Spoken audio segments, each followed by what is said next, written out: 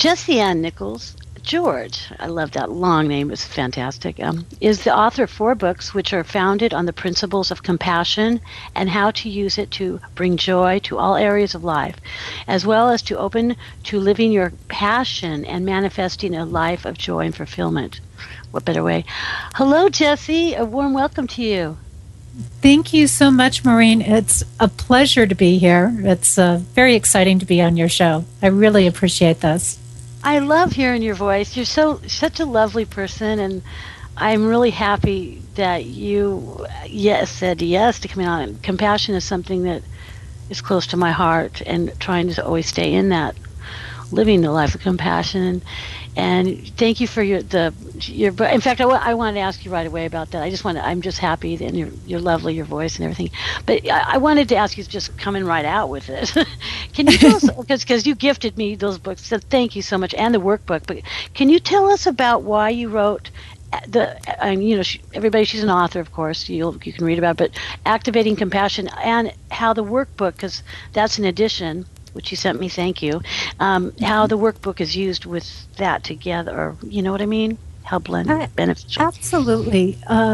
So to fill people in a little bit, I've been doing a variety of different work, from psychic work, intuitive work, coaching work, all these different things for about 33 years now, actively working with clients. And so it's been quite a process. And I've developed into what I call being an integrated development specialist, which actually blends and utilizes about 50 different practices, belief systems, and sets of tools and things like that. So I kind of work in the moment with what people are telling me, and some people aren't used to that because they're used to, here's the very set format and this is what we do.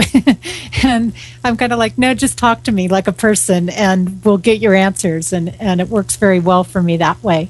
But I've been doing this work for quite a while, and a few years ago I moved to southern Utah near Zion National Park to be closer to my mom in her later years. My dad had passed away, and I didn't want to miss having time with my mom, so I moved into that area, and there's not a lot of work where I live. And I've been kind of in and out of some of different things, trying different things along the way, and then I met this wonderful person in my life who's still in my life now, and he says, man, you've got all this wealth of information. I can't believe you haven't written any books. You need to write a book. And I'm like, no, books aren't my thing. It's like, you don't understand. Jesse doesn't spend her days indulged in books as much as I've enjoyed them in the past, or when I'm really trying to research something. And he's like, you got to get this information in books. And then I was working with clients online, and I started having all these clients about the same time going, we really love everything that you're telling us, but at the same time, we kind of need something when you're not around. We need something with us 24/7. I sure wish you'd write a book. And so I finally said, okay, I get it, universe. I get it, spirit. I can write a book. And then I thought, well, what am I going to write a book on? Which I think is what happens to a lot of people when they think, oh, let me follow my passion. And then it's kind of like, well, what is that? And so I had to sit down and think about, well, what's my message? If I could get a message out to the world, what would it be? And I couldn't quite come up with one clear answer. And again, I think that does happen to a lot of people when they're trying to step on their path. It's like, well, I've got 3 or 5 or 20 or 50 messages. And so I came back around and I started looking at my pet peeves. And my pet peeve was really about people who make judgments about people and they don't know anything about them. And having been somebody that was bullied quite a bit growing up, through school and things like that, and kind of being on that outcast and not being in the popular group, and it didn't, it's not that it's a bad thing, because it turned out to be a good thing for me, but not the bullying part, but being able to stand on my own. And so I brought it around, and I thought, well, what's the opposite of judgment? And I thought, oh, it's compassion. And I realized that compassion is really at that core, and I thought, wow, this is a big thing. And it kind of led me down this path of realizing that really part of what my mission is to tackle these big concepts like compassion and bring that into everyday life for people. And so when I wrote these books, I sat down and wrote these books, and it was a perfect example of what happens when you get on your path. I didn't know where to start. I didn't know the end result or all of the details of what was going to happen. I just kind of started. And as I started, the work started to unfold itself, and it led me where to go. And as I wrote things, I thought so many times people put everything together in their books. And I wrote the main book to start with. And then as I started developing workshops and everything for it and seminars for it, I realized people really needed a workbook as well. And I thought, I want to keep the two of them separate so that people who want to get just the concepts can take just the concepts, and people who want to get the workbook and do the extra meditations and affirmations and things like that, they can get that in the workbook and go through more exercise-based processes. So they can, those that want to take it further than the concepts have that opportunity. And it also allowed me to keep my books a little bit more in the affordable range for people as well. So that's how it led up to it. Well, I love how you articulate so lovely. And I want, in fact, it's like the book The Artist's Way. It's a workbook, and so to me, because I haven't had time to enjoy everything, or get through everything that both books, lovely gifts you sent me, but I like the workbook situation because it helps you. Well, I guess I'll ask you this: can compassion be learned, or be mindful through exercise, and be mindful of living in compassion? Is that the truth? Is that a fact? Truth? A truth? Through like physical exercise? No, like through your workbook, for instance. That workbook would be an interactive like doing thing. the exercises to it. Exactly. And yeah, compassion is really all about that. I mean, Yeah. it's even when we look at the conceptual part, but the exercises take it to the next level. So, for example, in the workbook, one of the things I do is actually take people through how to break down and clear out judgments that they have. And judgments is the big block to compassion. And judgment's based in fear, it's based in pain. Those are really kind of the two core things. If we're hurting, there's usually a reason we're hurting. It usually comes back to fear. and our judgments come out of fear. It comes out of, oh my gosh, what if I was like that? Or it comes out of this misunderstanding or not willing to take the steps to understand more. And we make judgments in all kinds of small little statements every day. We look at somebody and we think, oh my gosh, that person's really heavy, and all they must just sit around on the couch all day not eating anything but junk food and pizzas and potato chips and not take care of themselves. And we don't stop to think somebody might actually have a physical issue going on, or we don't stop to think when we see that person that maybe they just lost 200 pounds. Yeah. Yeah. And I'm sorry, go on. I'm sorry to interrupt oh, you. no, that's okay. And, carry on. and Carry on, Jesse. Carry on. so we have those judgments all throughout, and we also make judgments about ourselves, like I'm not good enough to do that. I would never be able to, go rappelling down a 200-foot canyon wall. And so in the workbook, for example, I would take something like that and say, well, why can't you? Well, somebody might come back and say, well, because, I'm 55 years old and people that are in that age range don't do that. Well, why don't they? What kind of people do you mean? So we start asking questions, and through this questioning process, we can actually break those judgments down. And then usually what we're going to find is that either we run out of excuses, because the judgments are based on excuses that we're making too. And we're either going to run out of excuses, or we're going to find out it's something that we don't really want to do. Right. You were speaking, I just want to go back for a minute. I lived in Salt Lake City for a while, and I have sisters who lived there 40 years, but I spent a lot of time in Zion, over at Zion. I love that area. So when you were bringing up that, to me, when you were talking about your mother, because your father had, your mother was around, your father had passed away.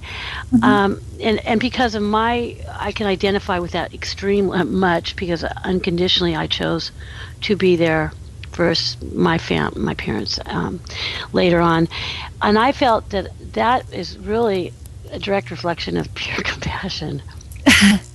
It really is. And this is one of those things where it can be a very fine line for people, because sometimes in a situation like that, they can feel very imposed on, like, well, why should I have to give up my whole life, and why this and why that? And, this really isn't my problem to handle, for example. And that's one of the chapters that I actually have. It's titled "Not My Problem." I haven't Because gotten to that one yet, but I will because and I think it's one of those things where that's where you start looking at the bigger picture. The problem might not be yours, but how you respond to it is your issue. yes, And looking at it saying, is my need to stay over here really as important as sharing this time? yes, And I realized that there was nothing more important. And of course, I'm very blessed to have the mother that I have, and my sister lives with her, so I don't have all of the responsibilities there. But I'm very blessed to be around. And I didn't really get to say goodbye to my dad because he went downhill very quickly, and he actually passed before I could get up. I had plans to come and see him, and then before I could get there, he passed. But when we look at these things, it is stepping back and saying, well, what really is important? Is it important for me to stay in a big city where I can party and go out and drink and have fun, or is it important that I share the last few years of my mother's life with her? I call that pure and authentic. For me, anyway, I felt I wasn't it was difficult. There's no doubt about it. But Yeah. it was.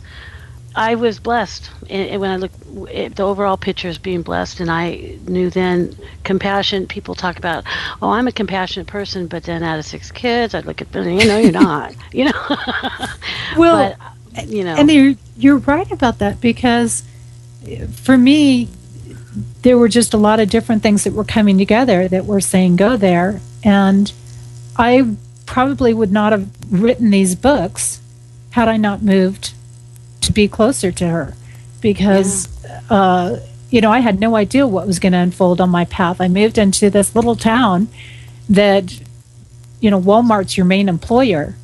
Yeah, it's beautiful there, though. Everybody design. Oh, it's a beautiful area. It's a beautiful area. Don't get me wrong. There's wonderful hiking and wonderful outdoor activity and things like that. But there's the job market sucks. You put that aside, is what you did to go. But look what came out of it. Obviously. But look at what came out of it. And I had no idea when I took this journey. And the ironic thing is that when I moved there and I'd put everything in a moving truck, my sister helped me move everything. I got everything. I started unpacking it when I got there, to find out that everything I owned was infected with deadly mold. So everything, literally, my entire life, my diplomas, right down to the clothes on my back, went into the dumpster when I moved there. And I thought, what have I done? What have I moved into? Oh my gosh. But if I had never moved there, I can't say that I would have written the books or taken this journey. And I'm so very grateful for that. I love hearing that, because I get chills, because I feel the same. I just wanted to go back to that because I felt something really connection with that, and as well as what I did. You think you don't need it all, or you are the things you need the most, and that was, there you have it. What happened in the books, and now you're here. And now I'm here. I'm on your show. Yeah, on the show, and you're going to really. So that's why this show, I pick shows that are meaning very personal to me, and that I'm very not only compassionate about and passionate about, but that I really identify with. And I agree with you with what the compassion thing is an easy word, but it's not until you truly are living in compassion, and especially when you're with people that are older, and how some people don't want to be bothered. It's too much, or their lives are, don't want to be disrupted. It's too inconvenient. But it gave me a lot more, like you're saying, for yourself as well. I love that. You're lovely. And so going back to I didn't want to get all, but there, you didn't want that's to get how I all am. sentimental and all heartfelt. Okay, but I thought you could understand where that was coming from. So I applaud Definitely. you, and I'm glad that that's why we're here now. So, And the judgment part, absolutely. And like I said, I've been really, I've been reading through, and I've gotten through everything. And I love how you talk about, you can ask the universe. It's in the workbook, I believe. I saw it in. Say, call to the universe to help you. Oh, how's it? I have it somewhere. Okay, well, Jesse, I'll get back to it. I channel when I write, so don't ask me 10 minutes later No, what I I wrote. like that. That's a Just true. kidding. That's it. No, no, no. I do readings. I don't remember the next thing, but about how we can create affirmations by asking, Questions. yeah, the universe, so to help, whatever, help us. How'd you They put they it? want the universe wants to answer our questions. Mm-hmm. So part of how we can get past some of those blocks and challenges is to ask uh, questions um, that are about what we want. So instead of saying things like, "Why can't I ever get ahead in life?"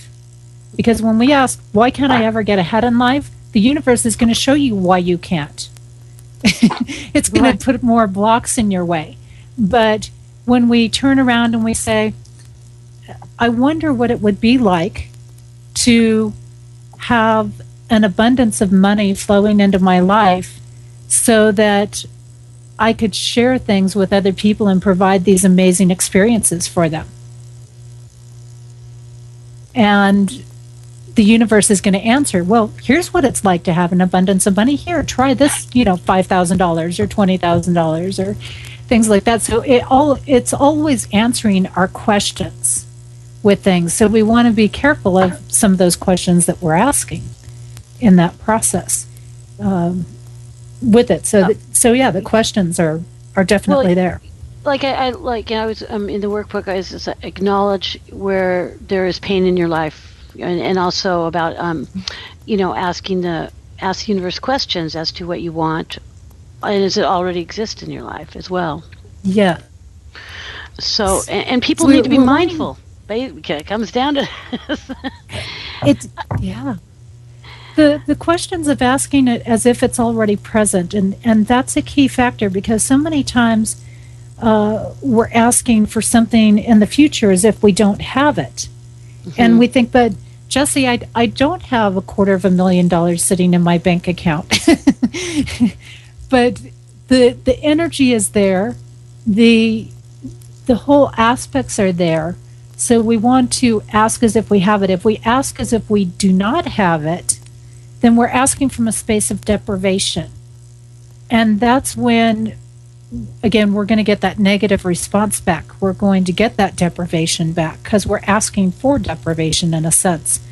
It's kind of an ironic way. So, asking those questions of saying, for example, why am I always getting people show up in my life helping me and giving me gifts? That's present. And Mhm. the universe is going to answer it and say, this is why you are. So that why am I always getting benefits? So there's parts of the mind and how it buys into these questions. If the mind can't buy into it and take ownership of it in a sense and believe it, then what we've done is we've created contradiction. We've actually created a judgment. And so that Right. judgment comes from linking two things together. For example, if I'm rich, I'm going to become a rude snob that doesn't care about anybody. Mhm. So when you have a judgment, for example, like that around money, you can't draw money in. The same thing happens with these questions. So the universe, what it realizes is our mind gets on board and it realizes, yes, I truly am blessed. Yes, I truly do have beauty. I don't always get to see it, or maybe I don't always recognize it, but it is always there. My life Yes, truly is amazing. I like how I was reading about, and you were getting to the part about not my problem, I think, but perception changing questions you have I loved it. It's like the questions and I'm looking at this, this source is from everybody, this source is from Jesse. It's not what my words are, I have to say that. But when you say, why is my life filled with compassion? It's a good question. Why is compassion overflowing from me and within me and comes to me from others all the time, and why is compassion provided me? It's like, or why do I transform all judgment into compassion? I feel that Mhm. that is really the root, and the perception changing questions are really important. Right. Because that's exactly what I'm talking about, Maureen, is it's changing our perception. So it's changing it from the perception that it's not accessible or we don't have it to this is accessible. We do have it already in our life. And as we acknowledge that we have it, and we do, and part of the reason we have it is because we are one with the divine. We have that connection with divine source. We are part of the divine source. And by the mere fact that we are one and part of the divine source, we're omnipotent. So it's there. We might not choose to see it. We might not be grounding it into our physical world. But when we ask why we are this way, because we are that way, then Mm, the universe can ground it out and show it in front of us on that human level.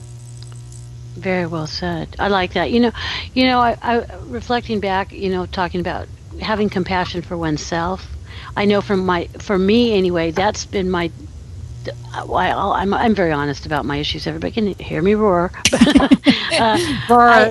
I lack compassion within myself, but I truly have much compassion for others. I mean, it's not something I'm pretending or I fake or forcing. I have so much compassion for others, but for myself, and I'm a hip in some ways. I guess I'm a little bit of a hypocrite, or not, aren't I? It's very ironic. The people that do that very thing, and it's easy to do because what happens is we have giving natures and we have receiving natures, but we need to have both of those pieces in order to bring them to a true fulfillment or true out to their true potential. And so we wonder sometimes, well, that person seems so greedy. They take and they use these things for all these selfish things and so on and so forth. And why do they keep receiving when they're not necessarily doing good things with it? Because they're really good at receiving. Just like there's people that are really good at giving, and you think, well, here's this person that gives and gives and gives, and they're not getting anything. Right. Well, part Yes. of it is because they're not used to receiving.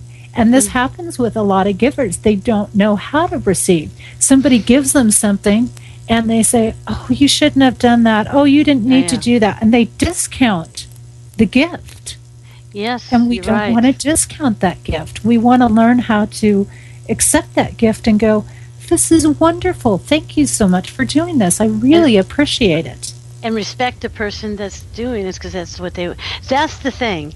So That's Jesse, do you feel, for instance, because I just shared with you something about myself, you're right about that, that's because I'd that's rather the be the greatest giving. gift, by the way, is allowing Y- somebody to give to you. yes, I agree, and I've been working on that in counseling for 40 years. Like, because I go, oh, you shouldn't have, I don't, really, and because because that's how my dynamic is, and whatever my issues, dysfunction, but it's a nice dysfunction. But no, it's not nice to myself. I always look at it this way. If I look at the person, I don't respect them by allowing them to want to give me something. If I say, oh, you didn't have to do that, I need to Yeah. respect that they wanted to, and it's simple, really. But for people that maybe, for me, I lack compassion with myself big time, and it's not because I play an. I'm just being really honest. But if I was able to, and I truly, like I said, I have compassion for. Gosh, especially for what with my parents, and my father died, pretty soon, 2 years ago, his anniversary, and I was very close to him. And the thing of it is, and I was able, I had such compassion for what was going on, and it was difficult, but I truly was living in a moment of living in compassion for them. It made me feel good too, of course. Hmm. I was getting something there. But the Yeah. thing of it is, within myself, would you say somebody, I mean, in addition to having for others, it would be ideal to be able to blend it into having it for yourself, correct? I Uh, mean, it would make, Absolutely. and how can you do that? I mean, Well, I mean, there's tools I know, like I said, I mhm. know what my issue is. Well, I may first of be, all, mhm, when we don't give to ourselves, what we're yeah, doing is we're becoming a martyr, which then right, becomes a very selfish thing and it exactly. becomes an ego based thing. So Yep, we're really at that point then no longer genuinely giving that's right. because we're on a I martyr agree with you. space. I'll cop to And that. how would you feel? How would you feel if you were giving me something and I said, "Oh, no thanks, I would no feel hurt or thanks, not needed or, yeah, no thanks." Yeah, yeah, so that's what happens every time we're not willing to receive. And right. again, when we allow somebody to give, that gift is so incredibly powerful for people because what happens is they get to connect with divine spirit in that moment that they're giving. Now, I'm not talking about giving because somebody's trying to manipulate you into Yeah, something. I'm there's a talking difference. about somebody who genuinely gives. Somebody comes over and says, "Hey, I would love to come over and pull the weeds out of your yard for the next 2 weeks. Do you mind?" Right. Well, Where there's no hidden agenda manipulation where they can come back, well, I yeah, did this for you. And yeah, exactly. And say, "I would love that." And so we need to learn that receiving part. And one of the big keys, and you were talking about, I have a hard time giving to myself. So we want to think about, because we do want to give that gift to people of being able to give and give them that experience because there's so much tremendous joy that fills the heart and it makes the heart chakra so expansive. And when the heart chakra gets really, really expansive, the heart chakra is a bridge between heaven and earth. So all of those beautiful spiritual things can manifest on the earthly plane. It opens the bridge for us. And so everything connects and everything comes into flow. And what greater gift could you give somebody than to connect with pure divine spirit and that creative energy? And so by giving to ourselves, the other thing that we're doing is we're keeping ourselves constantly replenished. The more mm, we give to ourselves, the more others will want to give to us. And we need to receive because the more we allow ourselves to receive, the more we have to give. So think right, about it. If you don't if you don't have right, $100 in the bank, how are you going to donate $1,000 to the charity? right, You can't do it. right. But if you allow yourself to receive $100,000, you can easily give away that 10,000. No, I understand. That's good. I like. I mean, I love how you and like I said, I'm very open to all my stuff, and I know I wish I could be in denial about some of these things, so I'm upfront even on all the shows I've done. Everybody knows my business, but I agree with that because I like how yeah, you explain that. That's a perfect example. It's always like you said something with there's no hidden agenda. So there's been times I'm sure you can say that people will say they're compassionate because of your situation. They want to help you, but then they come back and they they tend to pass judgment then on you. Uh, well, Yes. do you follow me on that? What I mean? So you Yes. get shied away. So it's Hmm. basically really because we are all connected. I love how you say we need to be we'll feel more connected with others, but we need to also be aware of. I always think we're colored by our environment, the people that we're around, and who we choose to be around, and everything else.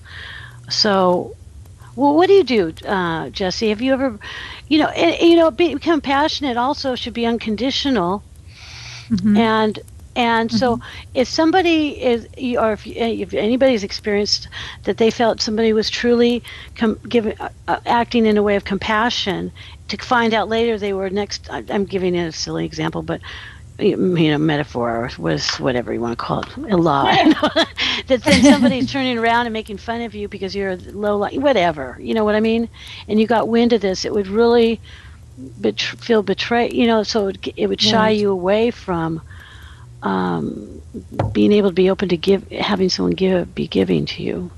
Is there something that you You could do, bring or up a just good point because there are so many abusive relationships out there, and we see that manipulation factor a lot of times in personal relationships, marriages, things like that. Matter of fact, I talk about a lot of that in my new set of books, You, Me, Life, Dreams, which I just put out on the full moon 2 weeks ago. oh, And so it's available on Amazon, by the way, for people that want to check that out as well. But relationships are a key factor because people do a lot of manipulation in relationships. A lot of it's unintentional. I'll give them credit for that. However, there is a lot of manipulation going on. Like women are very good. The feminine energy is very good at manipulating. yeah, Like, yep, oh, let me do this for you. Let me do that. And, what they're really looking for is tell me that you love me. and right, and so there's these hidden agendas. Well, it's no wonder that men start to shut up because it's like, oh God, what does she want now? What's the hidden agenda there? What am I going to get nailed with? Or we see it too with men who try to buy women off. It's a power struggle. When we are giving with an intention of wanting something back from that manipulation space, it's really about trying to gain control over people. It's yes, really a form of abuse, which people don't realize. They don't yeah. classify it. We don't talk about it that way, but by law it is actually And in it's most within, states. it runs rapid in families as well. Yes, it does, where we have a lot of these control issues going on and And things like that. Now, I will mention too, and I think a lot of people get overwhelmed by this when they think of a topic that's really big as compassion, because I sat there and I know when I first thought about compassion, and I would think, well, man, we think of that term and we think about, the monks and people in Tibet sitting on a mountaintop meditating 12 hours out of the day. And that's what we think of compassion. People, we think of the traditional roles of service when we think of compassion, priests and ministers, and we think, oh, that's not my role. I don't want to go into that stuff there. But compassion comes from the smallest of gestures, and that's part of what I've really strived to bring out in my books, Maureen, is that it doesn't have to be this big meditate for 8 or 9 hours a day, which is, that thought of that is overwhelming to most people. mm-hmm. It's the things that we put in our everyday life. It's the things like smiling at somebody, holding a door open for somebody, Mm-hmm. going and giving somebody a helping hand to get something into their house from their vehicle. These small little gestures are the things that really change lives. Yes, we're going to I want to stop at that point for a moment. We're going to take a short commercial break from our sponsor, psychicaccess.com, and we'll be right back. This is a good time to take the break so we can come back to that, Jesse. Awesome. So one moment, everybody. We'll be back. A new era in psychic services has begun. Psychicaccess.com. You can connect with our psychic advisors by telephone or chat 24 hours a day, 7 days a week. All of our psychic advisors are interviewed, fully verified, and accuracy tested, assuring you quality service. We're living in some very troubled times right now. More and more, the world's problems are affecting us on a personal level. You don't have to deal with this alone. Our highly accurate psychics, caring advisors, and talented mediums can help with situations you are currently experiencing and can let you know what the future may hold for you. All new customers get a free 6-minute reading. All you have to do is register. Why not visit us now and get a free reading at psychicaccess.com. Okay, we're back with Jesse, and I didn't say your full name, but Jesse, and we just stopped at about the simple things, the little things, And I so much, and I don't know, sometimes it's a self, like I said, I like to feel needed. That's part of maybe sometimes how I define myself, and that is maybe selfish in some way. But I do like to feel needed. But I also enjoy, uh, and I elder people especially. I love elderly people, of course. Or I guess I'm elderly at this point. But I think I'm I like to. getting there, but I don't feel like it. No, I know. Well, it's changed now for our generation. But I think that I so enjoy, when I see somebody that, well, even if somebody doesn't look like they need it, I just feel good, and it makes me feel good when they give me a look. It doesn't have to be any words, just a look, and I feel like good inside myself. And I think this is what it's all about: feeling a sense of a sense of being authentic, a sense of being full of joy, full of joy, And and what's really interesting when you talk about that is it triggers an aspect of what I talk about as well in the books, which is an aspect of it's simply about doing the gesture. It's not about whether somebody accepts it or doesn't accept it. That's their choice. It may not be the right thing or the right time. It's not about us forcing them to take something. I mean, you certainly, for example, wouldn't want to force somebody to, take and eat cashews if they're allergic to nuts. yeah, Okay. So it's about making the offer, but not being upset if they don't take it for some reason, because there could be a whole realm exactly. of reasons there why they're not accepting something. And sometimes they're not sure that they can trust you. They may have had a lot of bad experiences along the way, and they don't know whether you genuinely are offering that and That's right. really mean it without having any ulterior motives going on.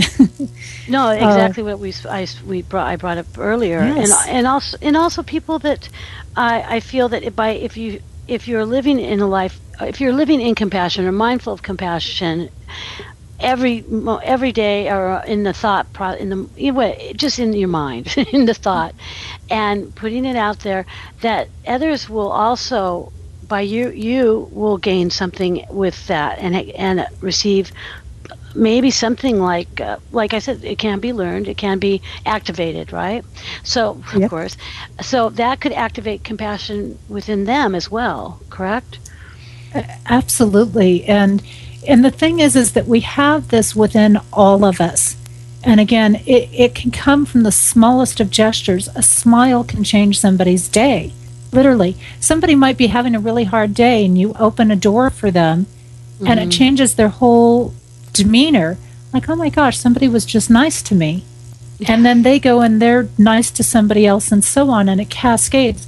I think part of it is so many times too with compassion is that, again, some people need that repetition before they feel comfortable with it, because they may have come from all different kinds of situations where it wasn't acceptable or they couldn't trust people or whatever the case is. But we oftentimes don't get to see the bigger picture. We oftentimes don't get to see the whole cascading results of our actions, which is why we need to simply take the actions and not worry about seeing it all, or not worry about it, because it's going to come back to us no matter what. But I'm going to give you an example that I use in my books, and that is how a life could literally be saved by a simple 30-second gesture. Somebody's running late getting out of the office. She's supposed to go meet her husband for a business dinner. They're going to meet a client. He's meeting a client for dinner, and she needs to be there with him. And somebody stops, holds the elevator for her. She manages to get in the elevator. As a result of those few seconds of catching that elevator, she manages to get through town fine, get to the restaurant, make it there on time. As a result of her being on time, everything flows very smoothly for the dinner. The client accepts the deal over the dinner. As a result of the deal going well, the person making the deal was very, very happy. So the server gets tipped an extra particularly good tip because they gave great service and it helped in in getting this deal. And as a result of that extra big tip, the server was able to pay a bill she didn't know she was going to be able to pay. As a result of this deal going through, several jobs were created as a result of it. One of the people that got one of those jobs is somebody that had been out of work for 6 months and was on the edge of being evicted from their home. As a result of the stress of not being able to make payments for several months and being on the edge of being evicted for so long, their spouse was severely ill from that stress and was pushing, tremendous life jeopardizing illness at that point. So as a result of them getting that job, that illness could now be cleared. So literally, an aspect of holding an elevator door saved a life. Now, we don't get to see that whole process, but these things are happening all the time. That just like fuses right into that synchronicity stuff too. Yes. That's lovely. I like that's lovely. That's a Yes. great, and that's in your book. I haven't gotten to that part, but I'm really enjoying what I have yet been reading. Can you tell anybody? What can you say to people that, for some people it's kind of like in some of the ways forgiveness. In some ways, people say, well, if I have compassion for that person, who's to say they'll have compassion for me? And the way I'm seeing it, what we've spoken about here, we shouldn't be the little things that we do, like you said, it shouldn't be for the reason of wanting to get them to respond or react, or even for any reason other than just wanting to be doing without getting any praise.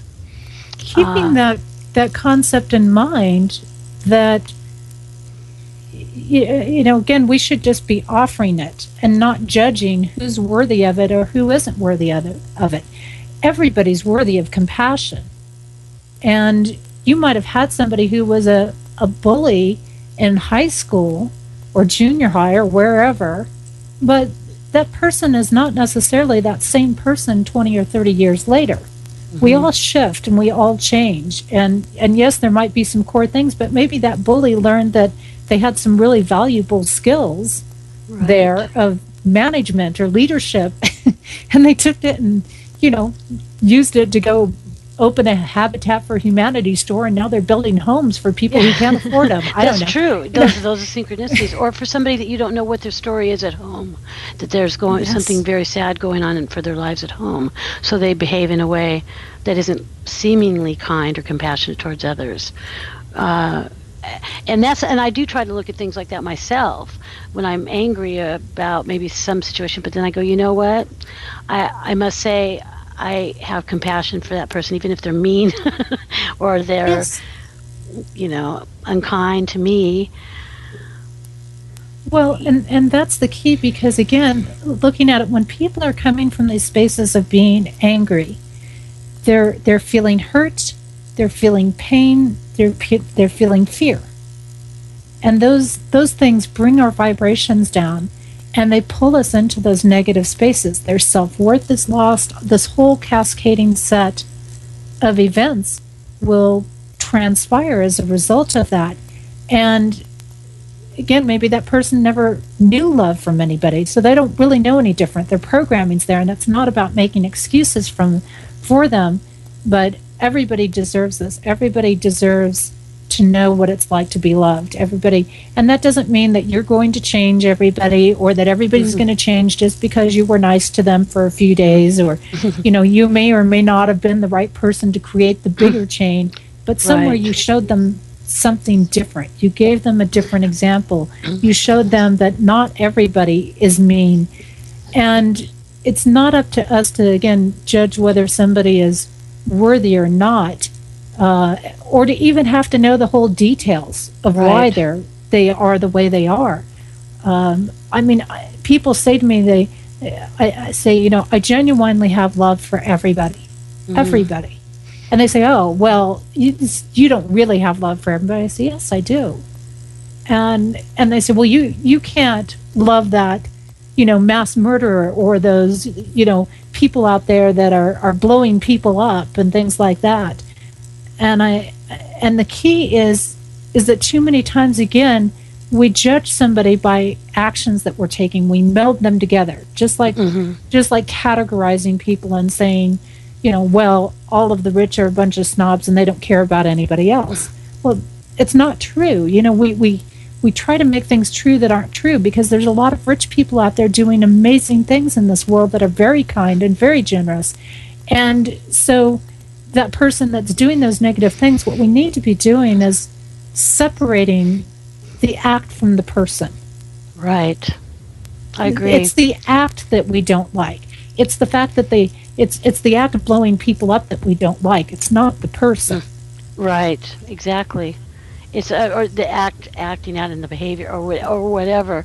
And I went to my daughter is leaving for Thailand pretty soon, and she's in neuroscience. She's graduated from college university, and she's going to be studying mindfulness with her neuroscience and whatever. And Nice. I went to a conference, and my older sister's a therapist, and it was on compassion. It was here in San Diego not too long ago, and they asked everybody, "What can you say one word when you think of compassion?" And what I thought immediately was love. That to me, just what I got was love. And compassion is a word. Perhaps that is just true, but compassion to me is love. And how you said, well, you have, you said I have, you love, you said you love, how did you just said it yourself? Really. It's an unconditional love is what it is. Yes. I mean, it's the person, not the action. And we don't know, again, all of the circumstances that led that person to be who they are, taking those actions. And none of us can say with absolute certainty that if we lived every minute exactly the way that person lived, that we wouldn't have made the same choices for whatever reason. Jesse, we don't have much time left, and I wanted to ask you if there's anything that you could let us know what you're doing. I know that. Thank you. You're so sweet. Everybody, Jesse's out of town right. Yeah, you are. I am. I'm sitting here. I got to watch this beautiful fall foliage driving in. I'm actually this weekend at the Matriarch Gathering in Chimney Rock, Colorado, which is a little bit east of Durango. I got to get my directions straight. I lived in Durango for a year, of all things. Yeah. I know where you are. Yes. So and I know San Diego well. My sister used to live there. She went to San Diego State, so I spent a lot of time in that area as well. But so I'm out here actually presenting on compassion this weekend, which is very exciting to me. I will be doing a 2014 compassion tour, which is a blend of workshops, book signings, seminars, retreats, fundraising events. Right now, I know that that's going to be starting at least in March, because I will be doing a taping for a show for Bridging Heaven and Earth in the Santa Barbara area. And that is open to people who, if they want to come and watch it being taped, they're welcome to do that. They can simply contact me by email, and they're welcome to come in and watch the taping of it. And I always have things going on. I've got online courses going on. I've, of course, got my own radio show going on every week, too. I've got videos that I put out every month that are on my website. People can go check that out on my website, Jesse Ann Nichols George 1. That's the number 1.com. And there's tons of great information there.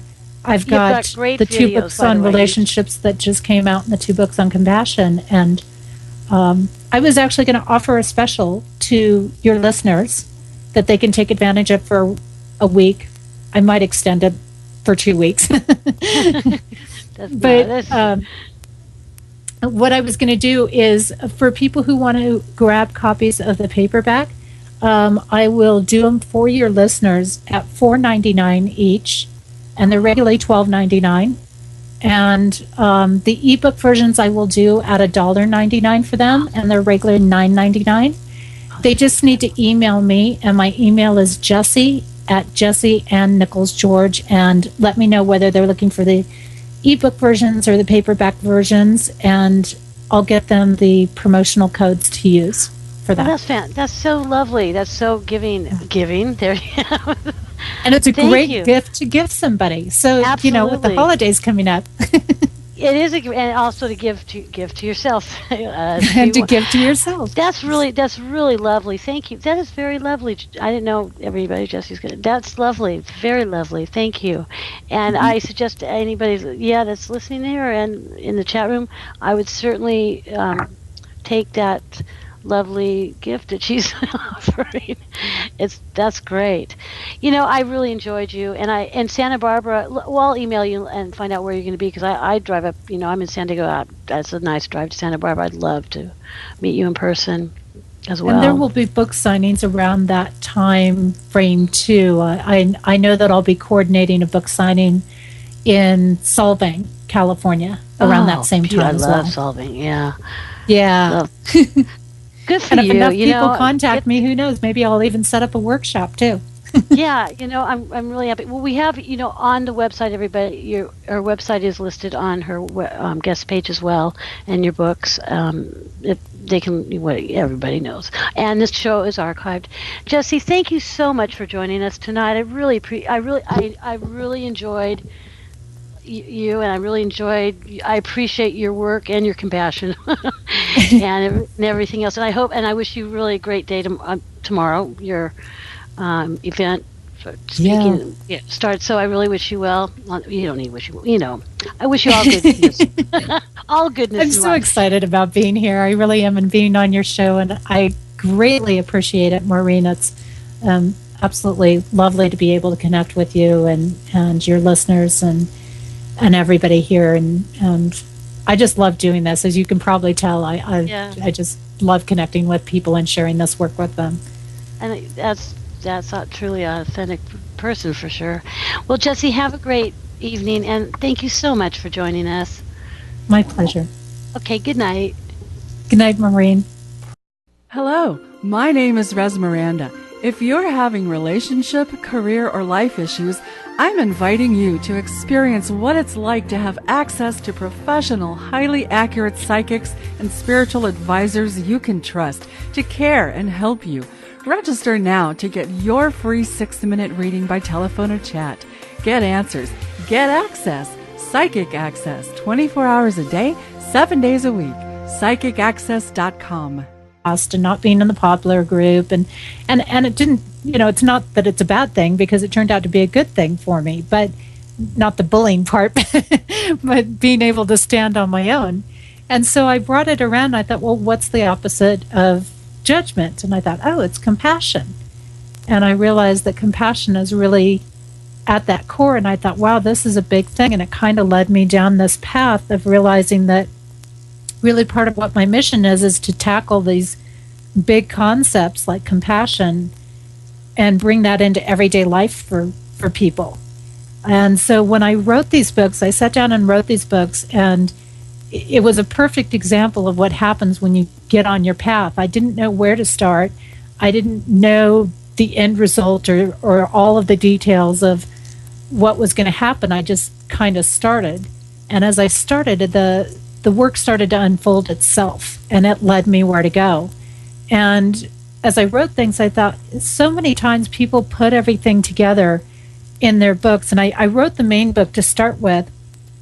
And then as I started developing workshops and everything for it and seminars for it, I realized people really needed a workbook as well. And I thought, I want to keep the two of them separate so that people who want to get just the concepts can take just the concepts, and people who want to get the workbook and do the extra meditations and affirmations and things like that, they can get that in the workbook and go through more exercise-based processes. So they can, those that want to take it further than the concepts have that opportunity. And it also allowed me to keep my books a little bit more in the affordable range for people as well. So that's Well, how it led up to it. Well, I love how you articulate so lovely, and I want. In fact, it's like the book, The Artist's Way. It's a workbook, and so to me, because I haven't had time to enjoy everything, or get through everything that both books, lovely gifts you sent me, but I like the workbook situation because it helps you. I guess I'll ask you this: can compassion be learned, or be mindful through exercise, and be mindful of living in compassion? Is that the truth? Is that a fact? Truth? A truth? Through like physical exercise, No, like through your workbook, for instance. That workbook would be an like interactive doing thing. the Yeah, exercises to it. exactly. And Yeah, compassion is really all about that. I mean, yeah. it's even when we look at the conceptual part, but the exercises take it to the next level. So, for example, in the workbook, one of the things I do is actually take people through how to break down and clear out judgments that they Mm-hmm. have.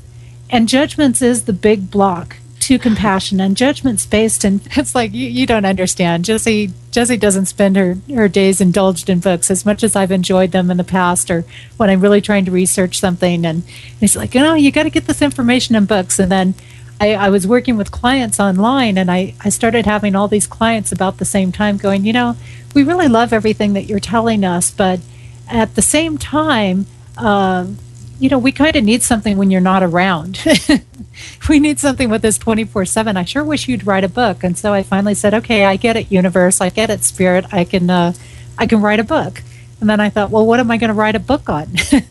Which I think is what happens to a lot of people when they think, oh, let me follow my passion. And then it's kind of like, well, what is that? And so I had to sit down and think about, well, what's my message? If I could get a message out to the world, what would it be? And I couldn't quite come up with one clear answer. And again, I think that does happen to a lot of people when they're trying to step on their path. It's like, well, I've got 3 or 5 or 20 or 50 messages.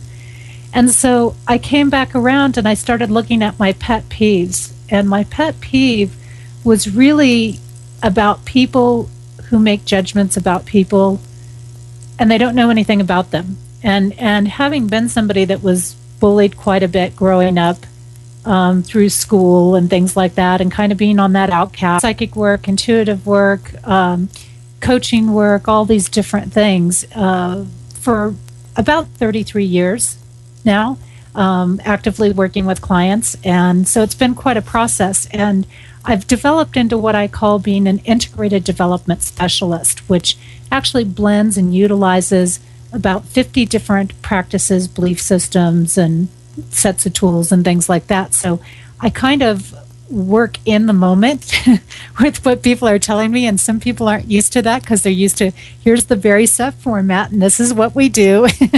And I'm kind of like, no, just talk to me like a person and we'll get your answers. And it works very well for me that way.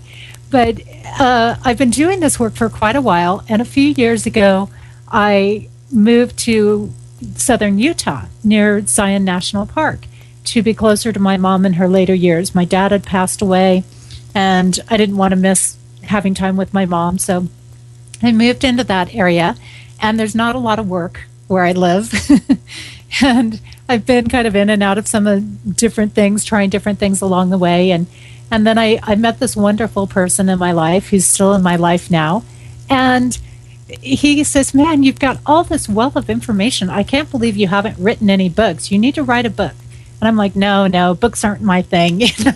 Jesse Ann Nichols George, I love that long name, it's fantastic, is the author of 4 books which are founded on the principles of compassion and how to use it to bring joy to all areas of life, as well as to open to living your passion and manifesting a life of joy and fulfillment. What better way? Hello, Jesse. A warm welcome to you. Thank you so much, Maureen. It's a pleasure to be here. It's very exciting to be on your show. I really appreciate this. I love hearing your voice. You're such a lovely person, and I'm really happy that you said yes to coming on. Compassion is something that is close to my heart, and trying to always stay in that, living the life of compassion. And thank you for your. In fact, I wanted to ask you right away about that. I'm just happy that you're lovely, your voice and everything. But I wanted to ask you, just coming right out with it. Can you tell us, because you gifted me those books, so thank you so much, and the workbook. But can you tell us about why you wrote everybody? She's an author, of course. You can read about it, but activating compassion, and how the workbook, because that's an addition, which you sent me, thank you, how the workbook is used with that together, or you know what I mean? How beneficial. Absolutely. So to fill people in a little bit, I've been doing a variety of different work from